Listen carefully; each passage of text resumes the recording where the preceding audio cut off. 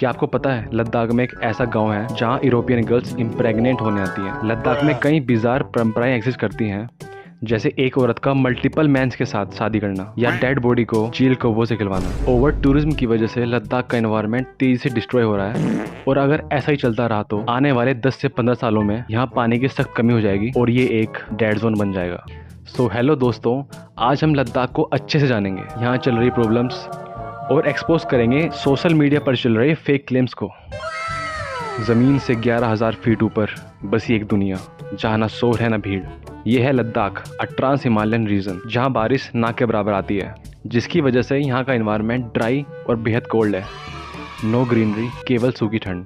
Winters में होती है हैवी स्नोफॉल जो समर्स में मेल्ट होती है, जिससे नदियाँ जन्म लेती हैं वैली में, और बस इन्हीं के किनारे लोग बसे हुए हैं। लद्दाख स्कॉटलैंड कंट्री से बस थोड़ा सा ही छोटा है, विद पॉपुलेशन 2,74,000 ओनली, और जिसकी वजह से पॉपुलेशन डेंसिटी भी बहुत कम है।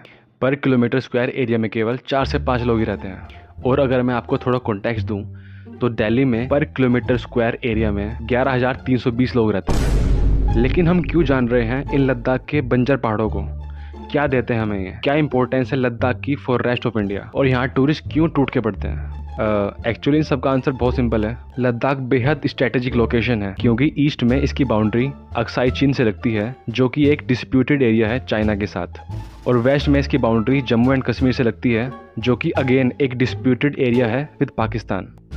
पास्ट में कई लड़ाइयाँ हुई, जिसमें से एक हुई the Kargil district of Ladakh में, which is called Kargil war in 1999।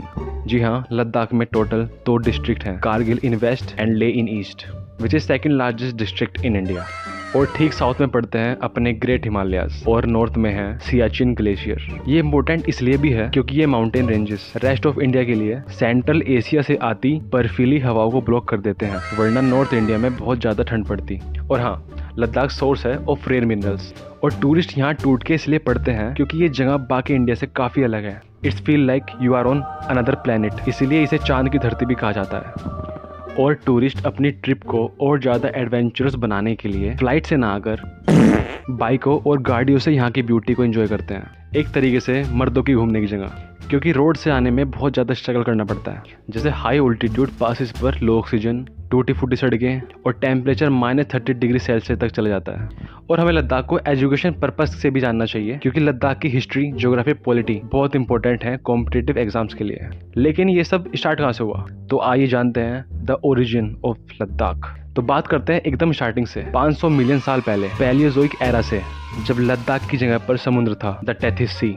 फिर हुआ कुछ यूं कि इंडियन प्लेट्स गुंडवाना लैंड से अलग होकर यूरेशियन प्लेट से टकरा गई और टेथिस सी में सबडक्ट हुई। फिर इंटेंस प्रेशर की वजह से sea floor sediment layers starts folding and rising upwards, and that's how the world's highest range Himalayan ranges are formed, जो कि एकदम से नहीं हो गया, अराउंड 50 मिलियन साल लगे।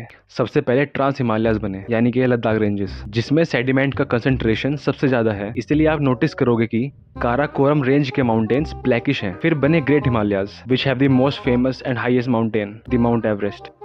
फिर बने मिडिल हिमालयाज, जिसकी रेंज मसूरी में भी होके जाती है। फिर outer Himalayas and Purvanchal Himalayas. So basically Himalayas are not a single range, बल्कि ये एक ग्रुप है 5 मेजर रेंजेस का।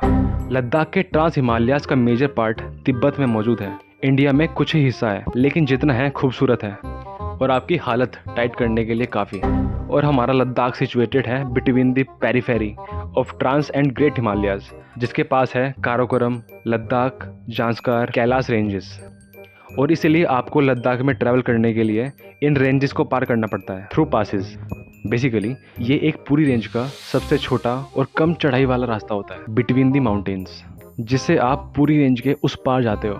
तो लद्दाख में एंटर करने के लिए 3 मेजर मोटरेबल पासेस हैं। पहला जोजिला पास, नेशनल हाईवे 1, और कैन से ले श्रीनगर हाईवे सबसे पुराना रूट है, जिसे इंडियन आर्मी ने पाकिस्तान आर्म फोर्सेस से लड़कर फ्री करवाया था 1948 में। बट ये रूट विंटर्स में हैवी स्नोफॉल की वजह से बंद हो जाता है, so avoid taking this route in mid November to April. वैसे अभी यहाँ टनल का काम चल रहा है, लेकिन उसमें टाइम लगेगा। दूसरा पास है national highway 3, Leh Manali highway. After 1962 Indo China war we realise कि एक रूट और होना चाहिए टू एंटर लद्दाख, और फिर पता नहीं कैसे इस रूट को बनने में 25 साल लग गए। और तीसरा रोड है सरप एंड जांस्कर रोड, क्योंकि ये रोड पैरेलल चलता है सरप रिवर के till Chinkula. It also connects with Himachal and rest of India. बात करें मेन रिवर्स की तो इंडस, सायोक, नुब्रा एंड जांस्कर रिवर्स। और जांस्कर रिवर तो विंटर्स में जम जाती है, जिस पर आप ट्रैक भी कर सकते हो। History of Ladakh. लद्दाख की हिस्ट्री 2000 साल पुरानी है, जहाँ कई शासक आए और गए। आपको क्या लगा कि इन बंजर पहाड़ों की क्या हिस्ट्री होगी, कौन ही रहना चाहेगा यहाँ? पर ऐसा बिल्कुल नहीं है। कई साम्राज्यों में लड़ाइयाँ हुई to take control over Ladakh region, क्योंकि लद्दाख की लोकेशन एक बहुत important route the silk route के बेहद करीब था, जहाँ से लोग तिब्बत, सेंट्रल एशिया, इंडिया के बीच माल ले जाते थे। सोचो, लद्दाख तब एक इंटरनेशनल जंक्शन था। फिर 7वीं सेंचुरी में तिब्बत के करीब होने से यहाँ तिब्बतन इन्फ्लुएंस आया, तिब्बत का कल्चर यहाँ छा गया और बुद्धिज्म भी इसी टाइम में यहाँ डीपली रूट हो गया। फिर 15वीं सेंचुरी में नामग्याल किंग्स, जिन्होंने लद्दाख को एक प्रॉपर किंगडम बनाया, जिसमें इन्होंने ले पैलेस, जो आज भी मौजूद है और वर्किंग कंडीशन में है, कई मोनेस्ट्रीज बनाई, जिससे लद्दाख में एक रॉयल वाली वाइब आने लगी। लेकिन ट्विस्ट तो तब आया जब डोगरा जनरल जोरावर सिंह ने 1834 में लद्दाख पर कब्जा कर लिया। उससे क्या हुआ कि अब लद्दाख जम्मू एंड कश्मीर के अंडर आ गया, जो कि ब्रिटिश इंडिया का पार्ट था। फिर 1947 में जब इंडिया आजाद हुआ, तब भी लद्दाख जम्मू एंड कश्मीर का पार्ट बना रहा। पर लद्दाख उसके बाद और भी ज्यादा सेंसिटिव रीजन बन गया, क्योंकि इसके बॉर्डर्स चाइना और पाकिस्तान से जुड़े हुए थे, जिससे कई बैक एंड फोर्थ देखने को मिली। और फिर फाइनली आया 2019 का हिस्टोरिक मोमेंट, जब गवर्नमेंट ऑफ इंडिया ने लद्दाख को जम्मू एंड कश्मीर से अलग करके एक सेपरेट यूनियन टेरिटरी बना दी, जिससे अब लद्दाख डायरेक्टली सेंटर के अंडर आता है, बिना किसी स्टेट गवर्नमेंट के। और ये सारी चीज़ें लद्दाख को सिर्फ एक पहाड़ी क्षेत्र नहीं, बल्कि a land full of diverse history and a self identity in whole world. चलो, ये तो आपने लद्दाख को ऊपर ऊपर से जान लिया, लेकिन लद्दाख में ऑन ग्राउंड क्या होता है, यहाँ के लोग क्या करते हैं, ये जानते हैं। Ladakh on ground reality. देखो, अब लद्दाख पहले जैसा नहीं रहा। जो लद्दाख अपने कल्चर, शांति और वेलकमिंग बिहेवियर के लिए जाना जाता था, अब वो बात नहीं रही, क्योंकि टूरिस्ट ने यहाँ आके इस जगह को कैपिटलाइज कर दिया। लोग आज भी अच्छे से स्माइल करके आपका वेलकम करेंगे, बट अंदर से उन्हें बस आपके पैसों से मतलब है। तभी लोगों ने अपने निजी घरों को भी गेस्ट हाउसेज में तब्दील कर दिया और काफ़ी हाई रेंट डिमांड करते हैं। लद्दाखीस अपने कल्चर और उसूलों को भूलते जा रहे हैं, तभी तो वो टूरिस्ट को अपना एनवायरनमेंट डिस्ट्रॉय होने दे रहे हैं। भाई लिटरली टूरिस्ट बहुत गंदगी फैलाते हैं, हर तरफ प्लास्टिक कूड़े का ढेर मिल जाएगा आपको। इंटरनेट पर लद्दाख को एक ड्रीम डेस्टिनेशन बता रहे हैं, हेवन ऑन अर्थ, पर रियलिटी तो ये है कि ओवर टूरिस्ट ने लद्दाख की कमर तोड़ रखी है। समर सीजन में दिल्ली जैसा ट्रैफिक, पानी की कमी और लोकल्स को खुद के रिसोर्सेज के लिए स्ट्रगल करना पड़ता है। कई गाँव में पानी की सप्लाई नहीं है, जिससे वो पीने का पानी भी बर्फ़ को पिघला कर पीते हैं। लद्दाख को यूनियन टेरिटरी तो बना दिया है, पर गवर्नमेंट यहाँ basic infrastructure like roads, hospitals, schools और clean drinking water, fast internet जैसी सुविधाएं नहीं दे पा रही।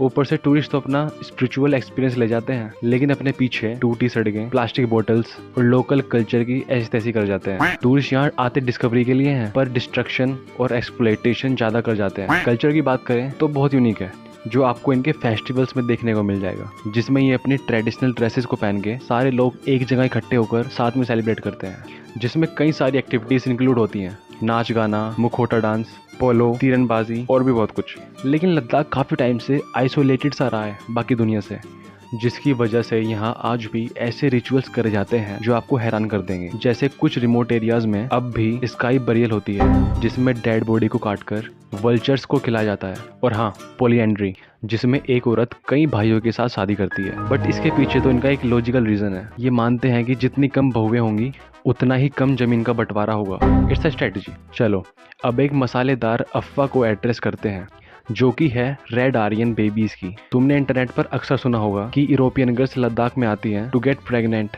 विद रेड आर्यन जीन्स, क्योंकि हिस्ट्री के मुताबिक अलेक्जेंडर द ग्रेट के कुछ सोल्जर्स यहीं लद्दाख में रुक गए थे, तो उनके जीन्स मिक्स हो गए होंगे विद द लोकल लद्दाखीज। तो ये यूरोपियन गर्ल्स भी अपने बच्चों में वही ट्रेट चाहती हैं, ऐसा कहा जाता है। बट मेरे दोस्त, अफसोस, ये एक कॉन्स्पिरेसी ही है जो इंटरनेट पर ही वायरल है, जो कि हो सकता है लद्दाख के लोगों ने खुद से ही बनाई हो to attract more desperate Indians. पर मैं फिर से बता दूं, ये 100% फेक क्लेम है। चलो, एक और फेक क्लेम एक्सपोज करता हूँ। इन्फ्लुएंसर्स कहते हैं कि यहाँ एक मैग्नेटिक हिल है, जिसमें आपकी कार न्यूट्रल छोड़ने पर ग्रेविटी के अपोज जाकर ऊपर चढ़ने लगती है। पर मेरे दोस्त, यहाँ कोई मैग्नेटिक फोर्स, कोई साइंटिफिक एनोमोली नहीं है, बल्कि बस एक सिंपल ऑप्टिकल इल्यूजन है, जो यहाँ की सराउंडिंग टेरेन्स के लेआउट क्रिएट करती है। एक्चुअली में कार जाती नीचे ही है, पर ऐसा लगता है कि ऊपर जा रही है। Young generations are confused here, ना वे पूरे लद्दाखी बन पा रहे हैं और ना पूरे urban. Instagram, fancy life, parties, उनका मन इन चीजों में तो है पर उनके पास वो एक्सेस नहीं है।